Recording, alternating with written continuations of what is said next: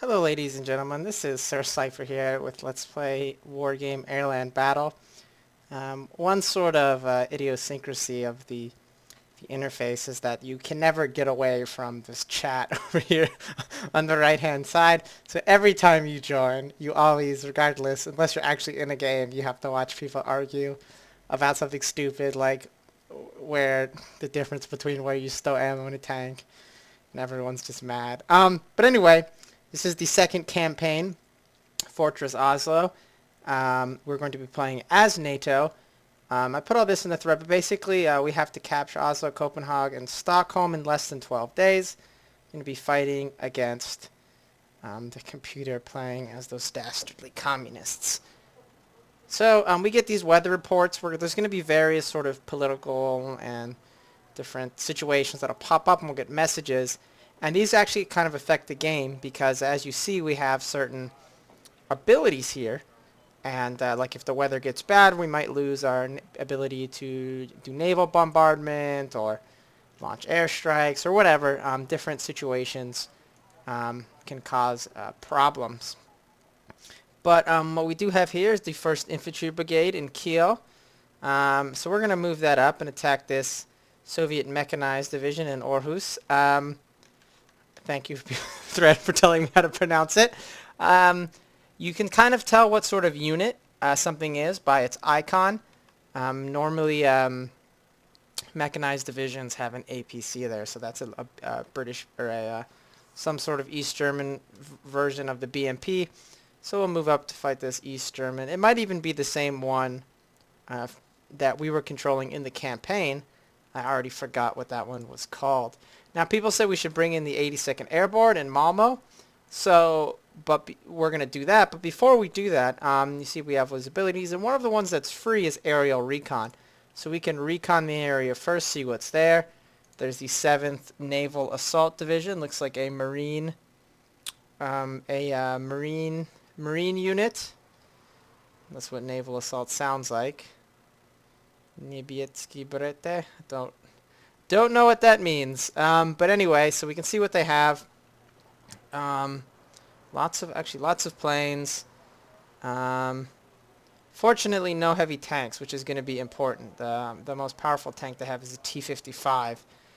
So what we're going to do is we're actually going to drop the 82nd Airborne directly on top of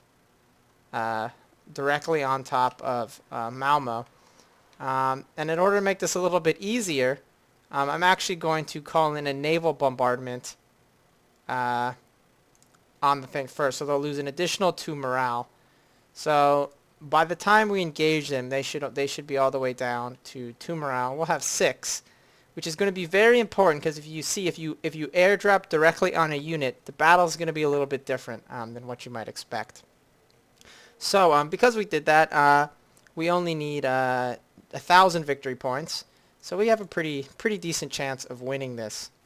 Now the problem is going to be, as you will see, is we start here and we don't actually get a reinforcement zone, and more crucially than that, we don't get an air corridor. You see the air corridors are these big long lines here, or these white lines are the reinforcement, just the ground reinforcements.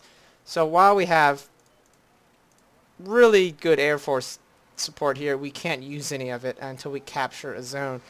So that's going to be our #1 priority. And we also have to think about the fact that we're going to have to play a little bit differently because we obviously can't call in any reinforcements. So we got to bring down at the beginning everything we think we might need, because we're not we're not getting it later. If we don't bring it now, it's just not happening. So we're going to kick some stuff here. We'll probably grab some... we want to bring some units here just to cover these approaches. These are light rifles.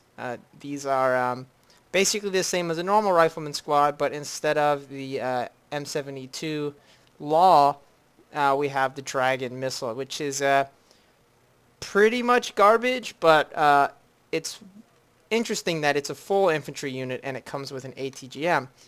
Long ATGM, which I'll say a lot, means anti-tank guided missile. I'm going to end up using a lot of acronyms because there's just so many like spurglordy military terms in this game that it's hard to go without. But ATGMs are anti-tank guided missiles, and there's different varieties of them, and they work in different ways, but they all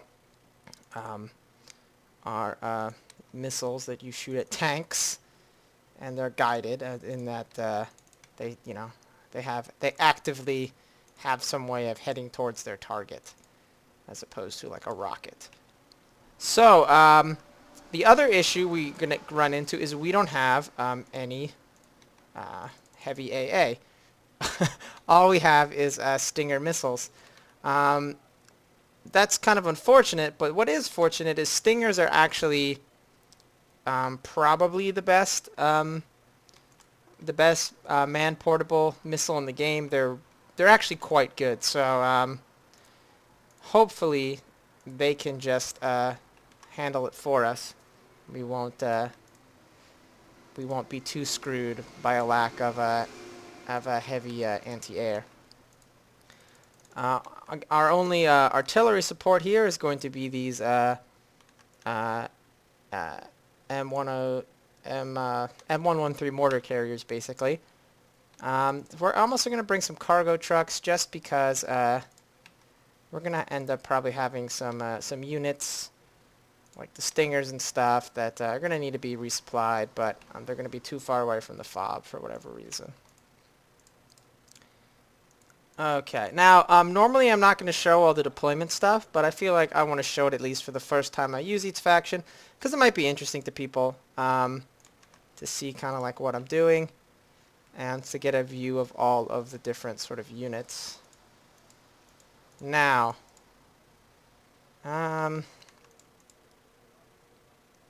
so what I'm going to do at the start of the map, I'm going to drop all these light rifles. They're going to run into these houses. The enemy is almost certainly going to spawn in this zone, because the enemy tends to spawn closest to you, because, I mean, that's just smart. I mean, they want to fight you. So we're going to be fighting it out. Like I said, fortunately, they don't really have any heavy tanks, so that's good. I'll call in... I only have 3 of those. I'll call in... this is exceptional optics. We'll call in a little recon thing here, and then I want to have a bit of a tank force here to push in after the initial engagement.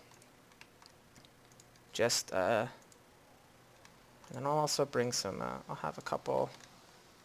We don't really need the ITOs. The difference is the these are just a Jeep with a normal tow on it, which is a anti-tank guided missile, and it's wire guided, and this has the improved tow, which you can see for the accuracy, and I guess I can't get it to stay there, but it's a lot more powerful, but we don't have as many of them. And when I looked at the thing before the match, you saw, like I did, that the enemy just doesn't really have any heavy tanks, so it would be a little bit of overkill to to use them like that. So we're gonna bring some assault engineers, which have napalm rockets, and we'll also have some rifles over here ready to push in here. What are these? I think these are normal rifles. We'll get some light rifles here. Okay, actually we'll bring some normal rifles here. How many is that? Unfortunately, the American faction is kind of hampered in its airborne unit by the fact that America doesn't have a we'll have some reserve light rifles waiting here in case things get bad. America doesn't have a special airborne unit like almost every other faction does. They have airborne armies, but in those armies they have just normal rifles and light rifles. So I think that's pretty much going to be it. We're going to try to make this work. It's going to be very hectic at the beginning. So unloading all these guys, unloading all these guys. Get in there, you. Get in these houses. Get in these houses. Unload all these Stingers. Get them in the houses. Unload all these stingers, get them in the houses. Open up on these guys with my mortars. And start... Why did they put their fob right there? That's really interesting. And just send my rifles through these trees here to... these all light rifles? I guess they are. To try and start getting some action here. Now the enemy's sending in all these planes, but my stingers are just shooting missiles everywhere and doing their best to push them back. Looks like some of my light rifles over here are getting pounded. I can send in some replacement light rifles. I wonder if these guys can escape. Now the enemy does have some flamethrower tanks, as you can see. So we're going to try to target those specifically. And we'll also start moving up with these rifles. Now it looks like we actually might win. Oh wow, I captured their fob, but then they killed their own fob. The enemy actually has, you see here, some flamethrower tanks along this road, so I'm a little scared. I don't want to go too much further in this forest, but it looks like I might actually be okay here, because I've almost gotten 1,000 points. If I do another attack here with some more, I'll drop it there. So I've already won the match because I had so much more morale than them. That was a total defeat. I think they're going to be... Yeah, they've routed. So they're going to head north to Kalmar, and then... Is it Kalmar? Yeah. So we crushed them there, even without any air support, just because they didn't have any heavy tanks, and fortunately light riflemen, even though the Dragon is a very bad ATGM, none of their vehicles could stand up to it, and our light rifles just ate them for breakfast. Now we're going to have a little bit more of a stand-up fight with the Motoschützen Regiment. Now, I think that's the same regiment, that same unit that we used in the last mission of the first campaign. So we're going to do that. So we'll move, well, oopsies, there we go. So this will be a little bit closer. We still have more morale than them. Generally how these campaigns work is the defending side has more units, but a lot of them start off at low morale and low initiative, like for example that naval regiment. And if you move quickly, you can take them out before they have a chance to officially get into gear, because if you wait a turn or two, they'll all be at full strength.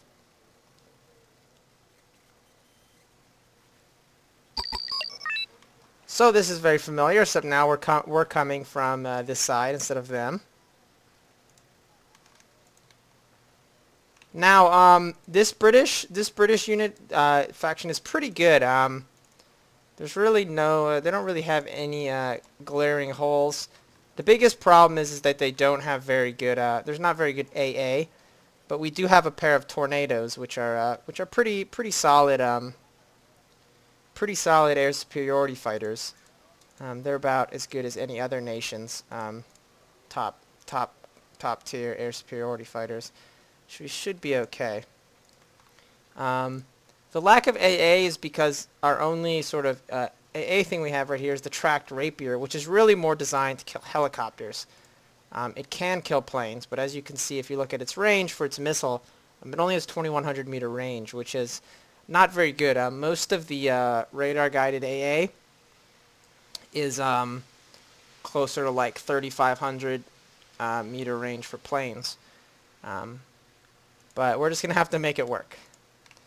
Now, since this is a pretty heavily armored unit, we're going to just take command tanks for all of our forward command zones, because they're just essentially a lot tougher. And, yeah. So I'm going to try and take I'm going to try and make a big sort of like horseshoe shape here to try and haul the enemy back. And we'll have some fusiliers going all these houses here. And some fusiliers here. Some fusiliers here. Fusiliers.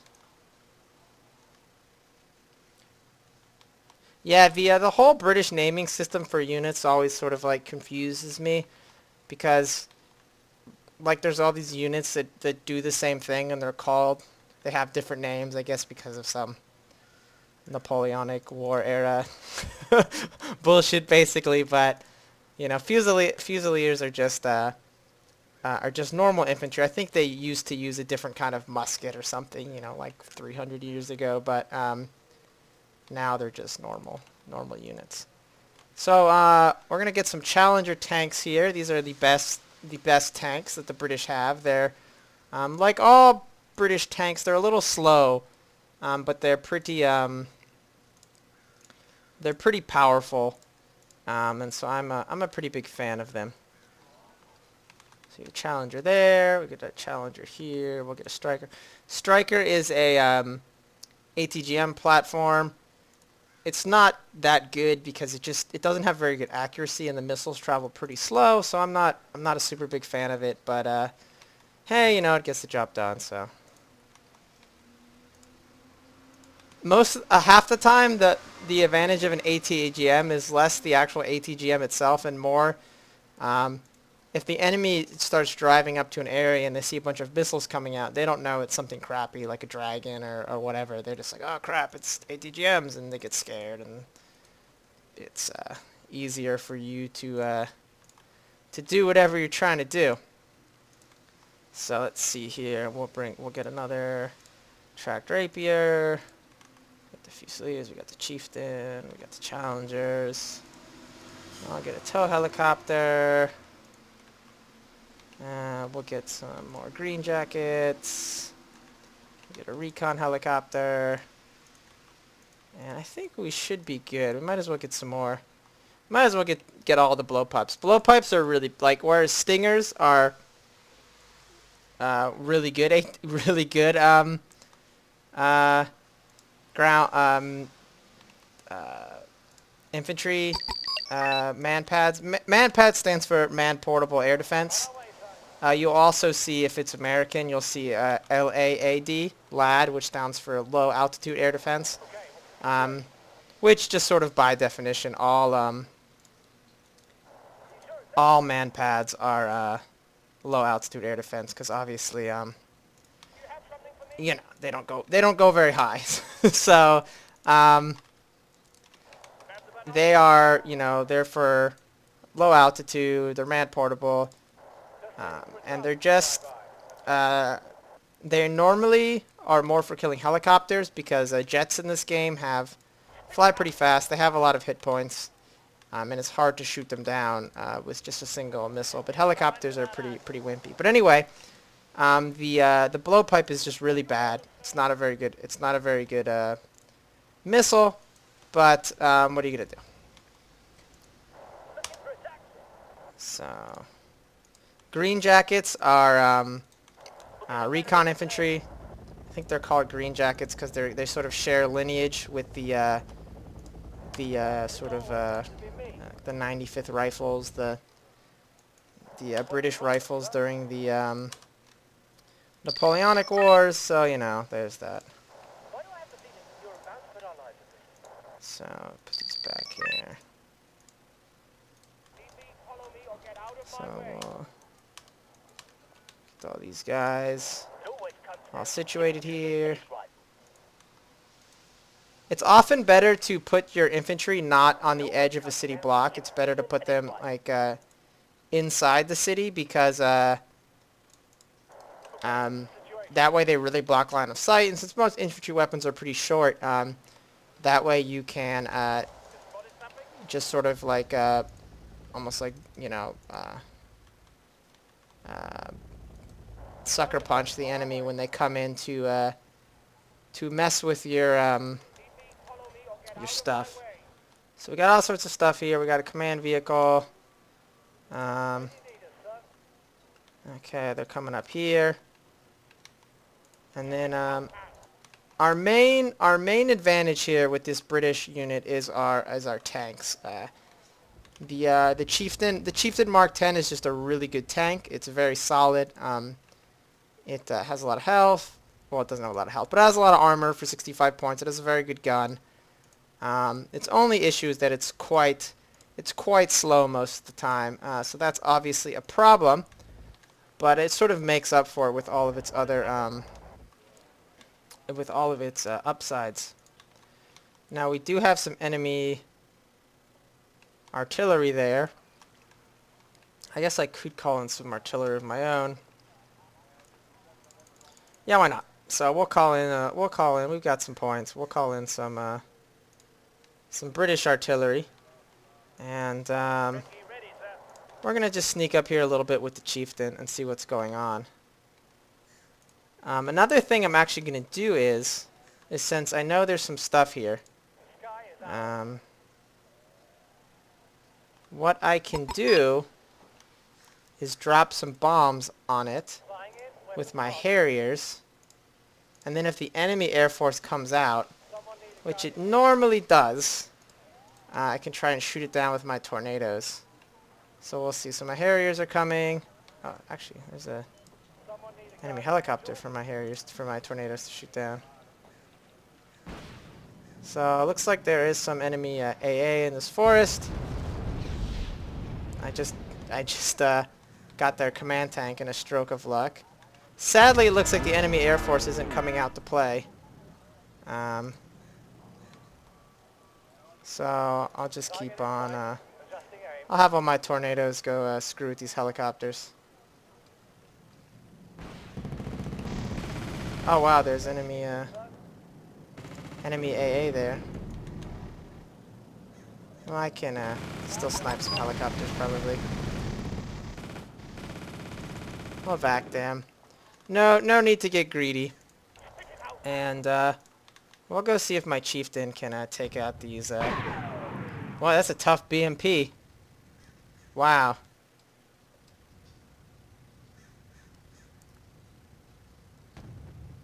There we go. So my chieftain over here sniping these guys. We'll send some of his buddies up here to also mess with them, and I'll also bring some supply trucks.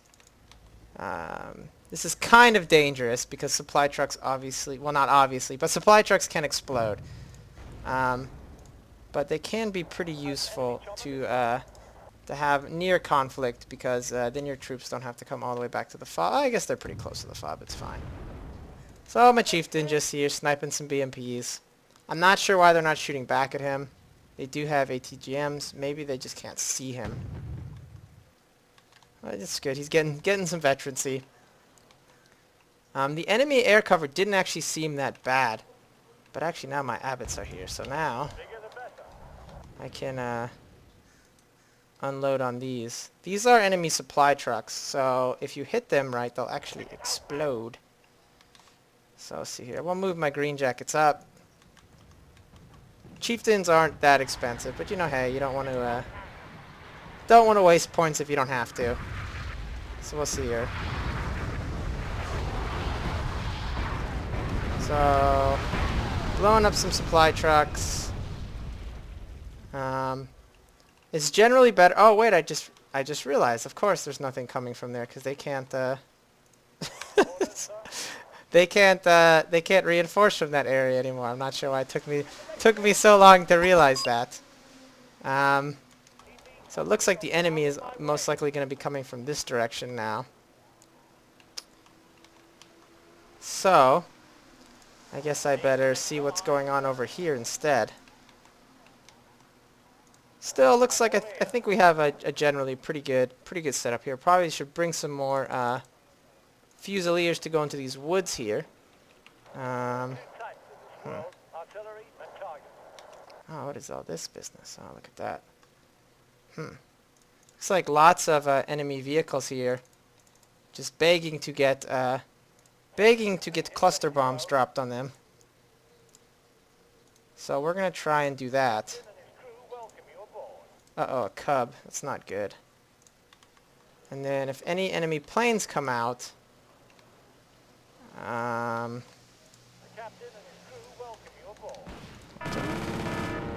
so we'll see here. Okay, that guy might have gotten away. Boom.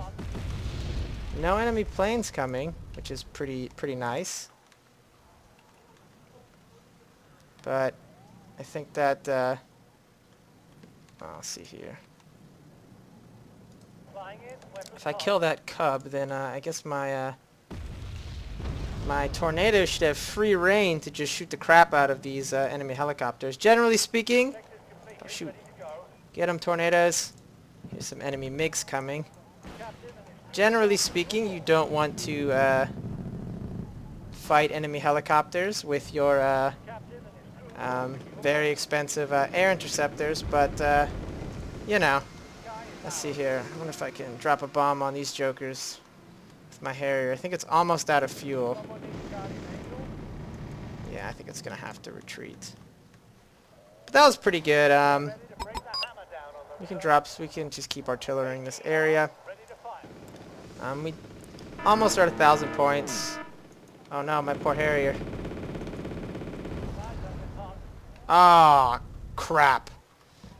That was not good. I lost one of my tornadoes in a bit of foolishness. I thought it had evacuated, but it appears that it hadn't. And so now I am one tornado less, which is obviously quite unfortunate. We'll move the green jackets up here. But it looks like we've almost won this. Some enemy mortars here, which I guess I can try and take out with my Abbots, rather. Some enemy planes flying over, but getting generally taken out by my air defenses. Let's keep